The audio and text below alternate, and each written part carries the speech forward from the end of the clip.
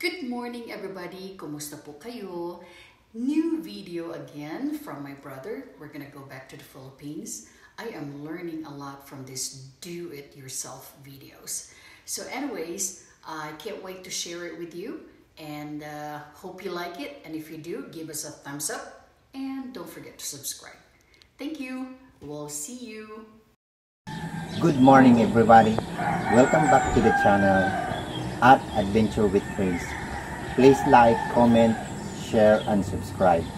Ngayon ay nandito tayo sa rooftop with the view of Mayon at excited na akong ipakita sa inyo ang aking mga tanim na dragon fruit. Kaya ngayon ay magdadagdag tayo at magtatanim tayo ng dragon fruit. Pero bago ang lahat ay ipapakita ko sa inyo kung paano itinatanim ang dragon fruit.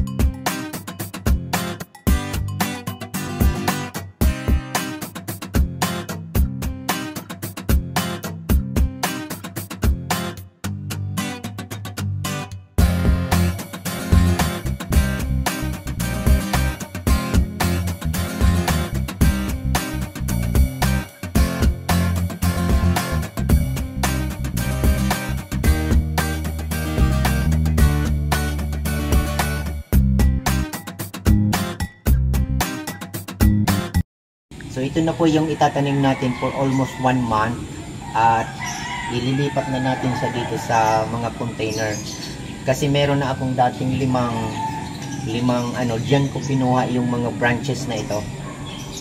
So gusto ko pa magdagdag para mas marami.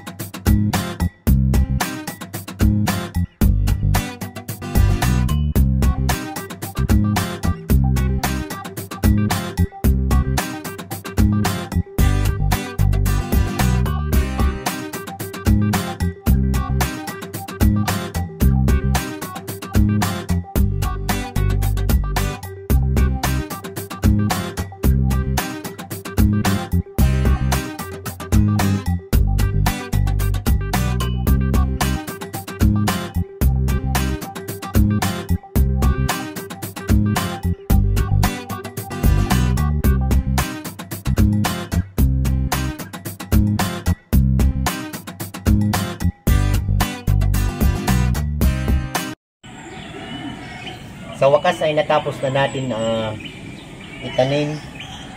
Bali 5 container, 10 dragon fruit na naman ang madadagdag sa aking mga tanim. Ito pala, ang mga ginawa ko ay DIY lang, mga steel bar, para dito siya kakapang at itatali na lang.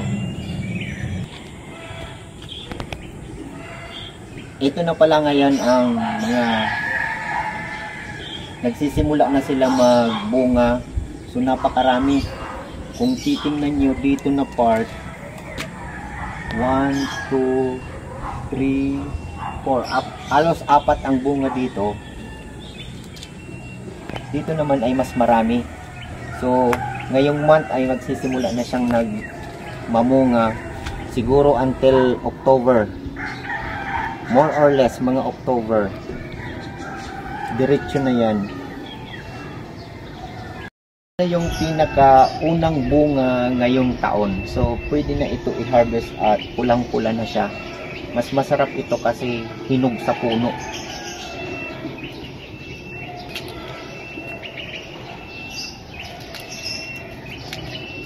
Ito yung dating flower niya, oh.